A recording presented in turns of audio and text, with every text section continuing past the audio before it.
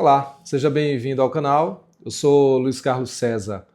Hoje a gente vai iniciar um quadro chamado Leitura Guiada. A gente vai ler algumas obras que julgo serem úteis, interessantes e que servirão de apoio, para todos nós, para mim, para você que assiste, para compreender melhor este mundo e, com isso, seguir aquilo que se espera de todo ser humano, que é conhecer a Deus um dia, estar face a face com Ele e lá viver a eternidade. Neste primeiro capítulo, a gente vai iniciar com uma obra de Santo Tomás de Aquino. Quem já me acompanha sabe que eu tenho um apreço enorme pelas obras de Santo Tomás.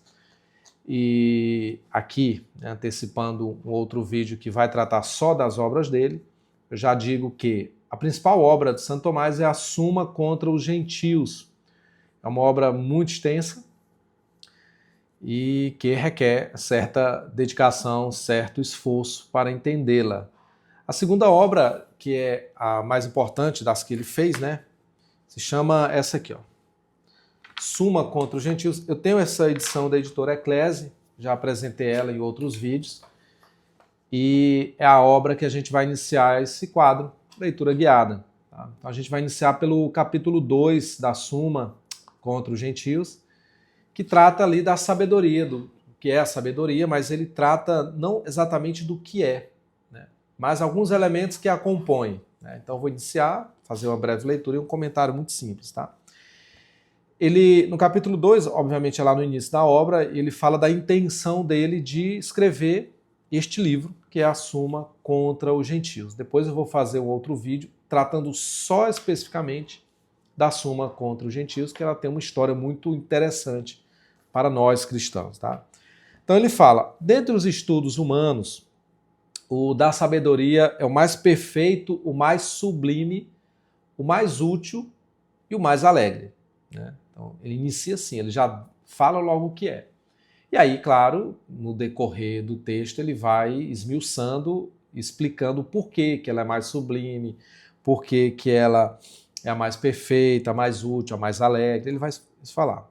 Aí em seguida ele fala, o mais perfeito, porque enquanto o homem entrega-se ao estudo da sabedoria, ele já vai participando de algum modo da verdadeira beatitude. Ou seja, à medida que nós começamos a compreender, por exemplo, as Sagradas Escrituras, estudando elas, interpretando, fazendo uma leitura com oração também, a gente já vai, conforme Santo Tomás diz, a gente já vai participando, de algum modo, da verdadeira beatitude. A verdadeira beatitude, ou felicidade também, é estar com Deus eternamente, na glória eterna. Tá? Então ele fala, olha, o estudo, dentre os estudos humanos, o mais perfeito e sublime é o estudo da sabedoria, o mais perfeito é o estudo da sabedoria. Por quê? À medida que o homem vai estudando a sabedoria, ele já vai participando, de algum modo, da beatitude eterna. Aí ele continua, é o mais sublime, porque por ele, pelo estudo da sabedoria, o homem aproxima-se o mais possível da semelhança de Deus, que obviamente fez todas as coisas sabiamente.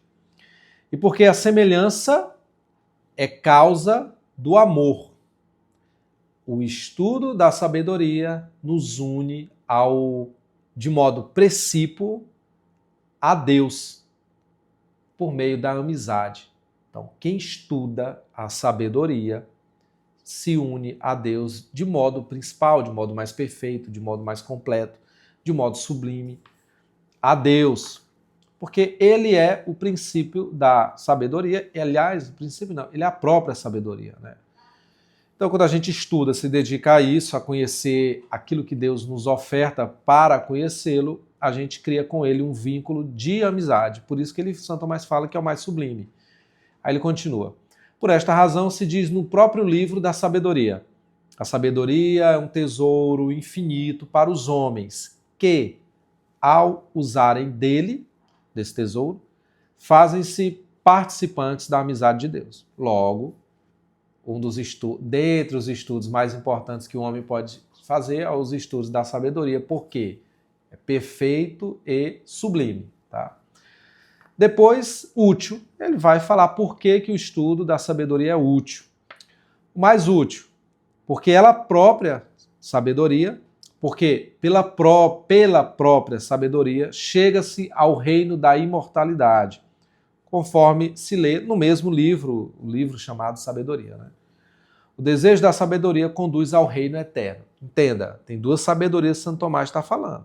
A sabedoria, a obra escrita, sabedoria que é um dos livros da Sagrada Escritura, e a sabedoria que é o próprio conhecimento sobre Deus, né? Sobre o amor de Deus, sobre aquilo relacionado a Deus, sobre o próprio Deus, tá? Então ele fala, estamos aqui no ponto do mais útil. Por que é mais útil, dentre os estudos humanos, não estudarmos a política? A política é mais útil do que o estudo da sabedoria? Não. Não é. Filosofia? É? Não, não é. A engenharia? É? Não, não é. O direito, a saúde, a medicina para curar a vida? É? Não, não é. Porque todas essas outras ciências são frutos desta sabedoria, que é a perfeição, que é o próprio Deus, né? Então, por isso que é mais útil. Por quê? Porque pela própria sabedoria chega-se ao reino da imortalidade. O reino da imortalidade é o reino eterno, é o reino de Deus, o reino dos céus. É onde encontraremos a felicidade eterna. Nessa vida não temos a felicidade propriamente dita, como deve ser, mas só lá, no reino da imortalidade. E por fim, dentre os estudos humanos, o estudo da sabedoria é o mais alegre, porque está escrito neste livro, Sabedoria, né? 2 pontos. A sua companhia não é amarga, nem enfadonha é sua convivência, mas alegre e cheia de gáudio.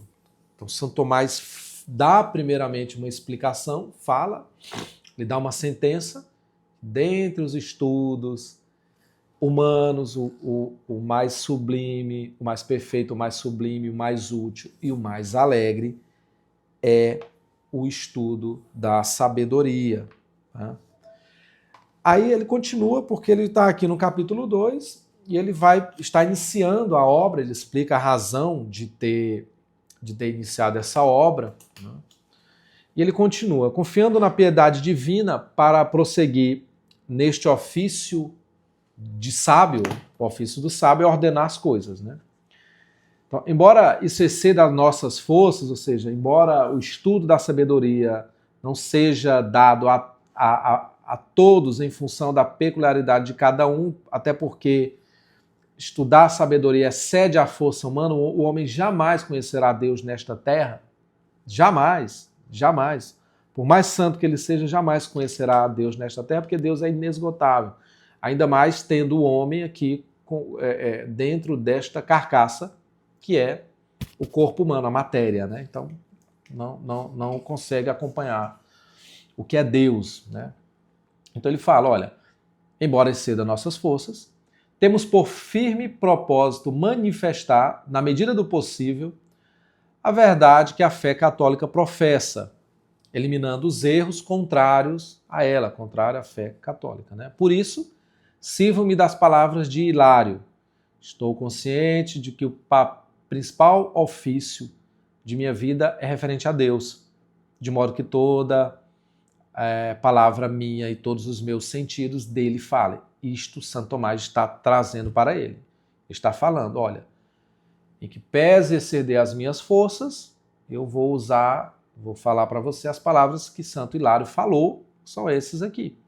O ofício da minha vida é referente a Deus, de modo que o que eu falar e o que eu pensar e tudo que eu agir seja direcionado a Deus, né? E aí, Santo Tomás, para concluir esse capítulo, ele fala assim, ó, por 2 motivos é difícil tratar de cada um dos erros. Primeiro, porque não nos são bastante conhecidas as palavras sacrílegas que cada um dos que erram, para que delas possamos tirar os argumentos e destruir-lhe os erros. Então ele fala, olha, a gente não consegue escutar ou não chegam até nós todas as palavras opostas à sabedoria, opostas à fé católica, opostas à verdade eterna. Então, é difícil combater tais erros porque não nos chegam, né? Porque se chegássemos, poderíamos compreendê-las, extrair dali se há alguma coisa de utilidade e destruir os erros que eles compõem, né? Compõem tais erros, né? Então foi deste processo que usaram os antigos doutores para destruírem os erros dos gentios, dos pagãos, cujas posições podiam conhecer por terem sido eles mesmos gentios, ou pelo menos, como terem convivido assim, concederem-lhe as doutrinas. Então, conhecerem-lhe as doutrinas. Então, Santo Agostinho soube combater com perfeição o maniqueísmo porque ele já foi um.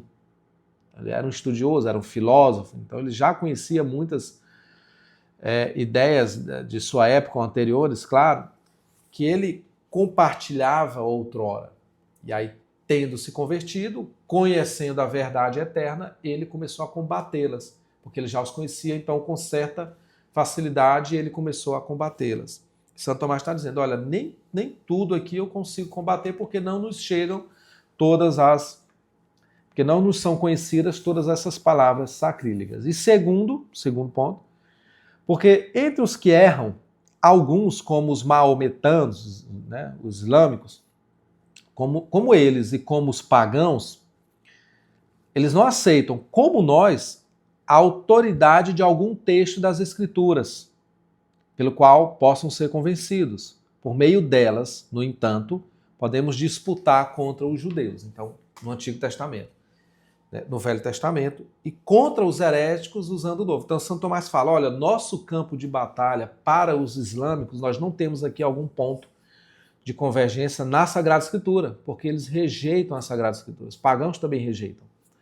Mas nós temos pontos de contato. Olhando para as Sagradas Escrituras, nós temos pontos de contato com os judeus que detêm o Antigo Testamento. E contra os heréticos novos, que se dizem católicos, mas são heréticos, vão contra a Igreja Católica, que professam heresias, nós podemos combatê-los usando o Novo Testamento. Né? Então há esse campo de batalha, né, para debelar os erros. Tá? Mas não podemos contra quem não aceita nenhum dos dois. Então existem pessoas que simplesmente rejeitam as Sagradas Escrituras, né, tanto o Velho Testamento, tanto o Novo Testamento, como por exemplo os maometanos. Por esse motivo, deve-se recorrer a quê? Qual campo de batalha que a gente vai tratar com os islâmicos? A razão natural, a inteligência humana dada por Deus, que todo ser humano tem. Santo Tomás conclui. Por esses motivos, deve-se recorrer à razão natural, com a qual todos são obrigados a concordar. Além disso, ao investigarmos uma verdade, juntamente mostraremos os erros por ela excluídos. Então a verdade exclui erros. Né? Mostraremos esses erros que a verdade exclui. E como a verdade racional concorda com a fé da religião cristã. E essa obra é maravilhosa porque ela toda, ela expõe a fé católica e ao mesmo tempo que ela expõe a fé católica, ela não fica apenas nos elementos da fé, que muitas vezes podem ser elementos subjetivos, mas elas expõem as razões naturais, as razões por meio do raciocínio humano, de que tal verdade católica é uma verdade eterna, válida há 2000 anos atrás, válida daqui para frente há milhões, se Deus permitir, milhões de anos para frente. Então, esse livro todo é nessa direção, até porque ele foi escrito para catequizar os muçulmanos e judeus também. Né? Então, ele tinha ali, então, Santo Tomás conclui nesse capítulo, olha, com os judeus eu uso o Antigo Testamento, e aí eu posso explicar para ele, debater, né, com base no Antigo Testamento. Mas com os islâmicos, com os maometanos, qual é um ponto em que a gente pode discutir de tal modo que eu possa convencê-lo de que a fé católica, a sabedoria divina de Deus nosso, né, a Trindade Santa, é a verdade plena e absoluta? Usando a razão natural, usando a inteligência que todo ser humano tem.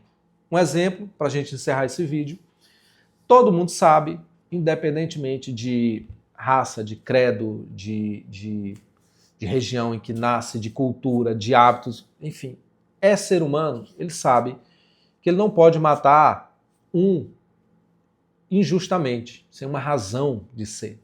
Ele não pode simplesmente chegar e matar o pai, por exemplo, só porque quis matar. Ele sabe, no fundo da alma dele, que aquilo é um erro.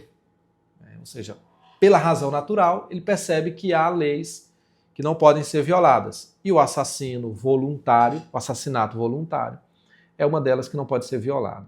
Então, este é um simples exemplo, tá?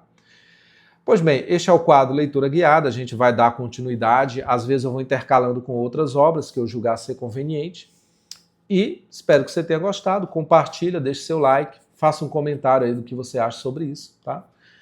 E até o próximo livro, a próxima obra, o próximo capítulo do Leitura Guiada.